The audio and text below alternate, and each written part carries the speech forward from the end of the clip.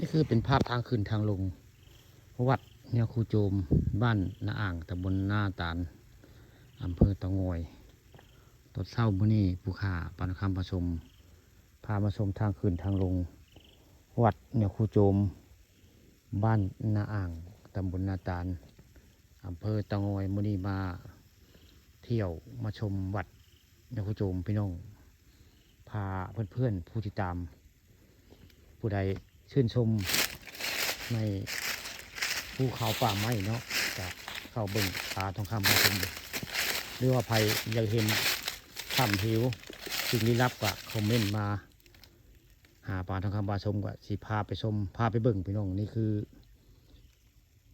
อันพระฤาษีได้อยู่บริเวณทางขึ้นทางลงวัดเนี่ยครูโจมบ้านนาอ่างตำบลนาตาลอำเภอเตางอยนี่คือเป็นบริเวณรูปปั้นนะรูปปั้นทางขึ้นทางลงวัดเนี่ยครูโจมมีรูปปั้นฤาษีลายนะรูปปั้นท่านฤาษีลายนะนี่เพิ่นสร้างไว้สมัยเพิ่นยังมีชีวิตได้เนี่ยครูโจมนักเทศเล่โด่งดังในสมัยนั้นได้นี่ผู้ข่าปานคำผสมมานี่พามาบุญพาผสมเอกลักษณ์ของเนี่ยครูโจม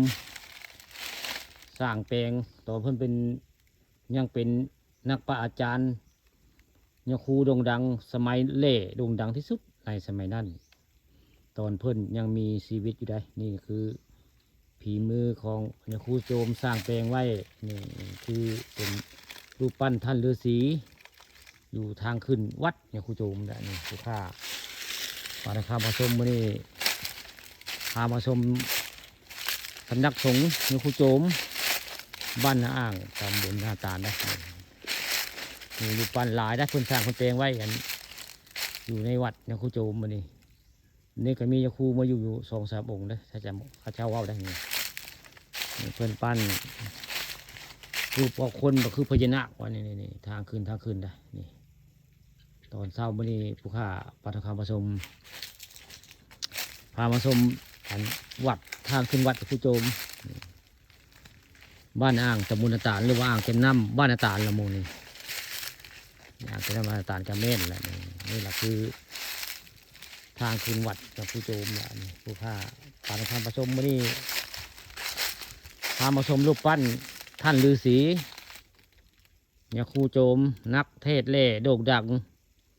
ในสมัยนั้นชื่นชมเรื่องเทศเล่ม่วนบ่มีไผฮาวพี่น้องเนี่ยครูโจมบ้านนางตำบลนาตาลเทศเล่คักบ่มีไผฮาว